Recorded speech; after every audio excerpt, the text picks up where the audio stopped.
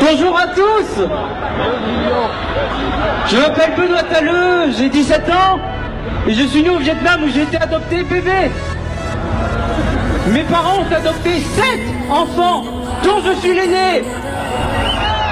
Je me suis engagé dans la lutte contre le mariage pour tous avec l'association Les Adoptés parce que j'en ai assez qu'on parle d'adoption comme si les premiers concernés, ça n'était pas nous, les enfants adoptés. Dans les orphelinats, quand on demande aux enfants ce qu'ils veulent, ce qu'ils vous répondront, ça sera un papa et une maman. Ce sont les premiers mots que prononce un enfant. Et l'adoption, c'est ce qui permet à un enfant qui n'a pas de parents de pouvoir mettre un visage sur le mot papa, maman. L'orphelin, il rêve de ses futurs parents, il les imagine, il les désire du plus profond de son être. Le désir d'avoir un père et une mère d'un orphelin doit être écouté en priorité. Il faut arrêter d'inverser les choses. Dans l'adoption, l'enfant a besoin d'un papa et d'une maman. Les parents, eux, ont envie d'un enfant. Qu'y a-t-il de plus important entre une envie et un besoin? Je vous le demande. Adopter, c'est offrir un papa et une maman à un enfant qui n'en a plus. Adopter, ça n'est pas pour uniquement les personnes stériles. La stérilité n'est pas une nécessité pour adopter, que ce soit par nature ou par accident. L'adoption, ça n'est pas un remède pour soigner la douleur de personnes stériles. Ce n'est pas un remède à la stérilité, pas plus que nous sommes des médicaments pour soigner la douleur de personnes en mal de ne pas avoir d'enfants. Nous ne sommes pas un but, pas plus que nous sommes un droit. C'est violent de parler d'un enfant comme s'il était un droit.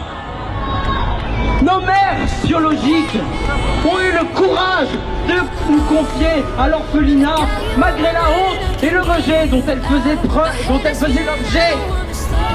Souvent, elles se retrouvaient seules, elles n'avaient plus d'espoir pour elles-mêmes, mais elles en ont eu suffisamment pour nous. Elles ont eu l'espoir de nous donner un jour un père et une mère, le père qu'elles ne pouvaient nous donner et qu'elles ont dû renoncer à être. Ne les trahissez pas!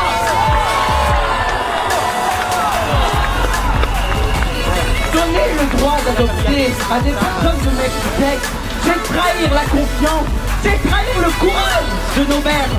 L'enfant a besoin d'un père et d'une mère, c'est un besoin. Et ça n'est pas en donnant ce droit aux personnes de même sexe à adopter que vous nous retirerez ce besoin. Tous nés d'un homme et d'une femme, tous adoptés par un homme et une femme.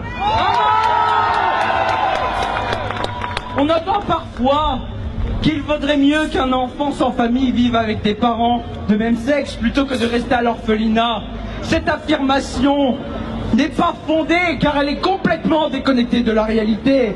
Il y a plusieurs dizaines de couples hétéros postulant par enfant adoptable.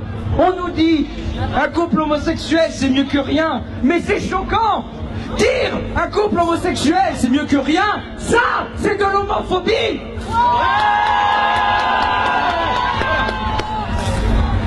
Le meilleur pour un enfant, c'est d'avoir un papa et une maman, et je n'aurai de cesse de le répéter.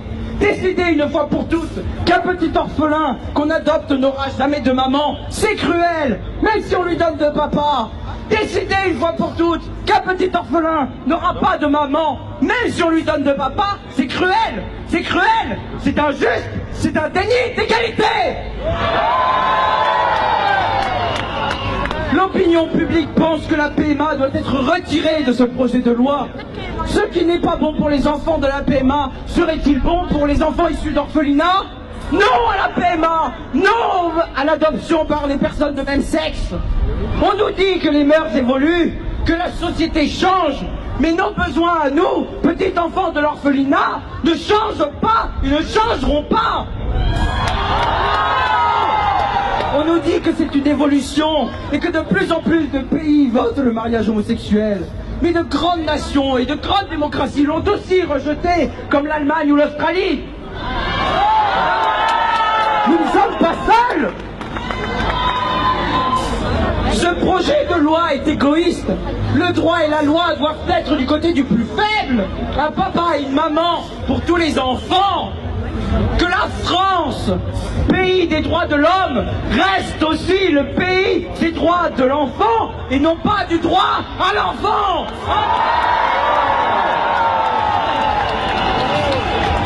Monsieur le Président, je vous le demande, écoutez-nous, recevez le collectif Les Adoptés.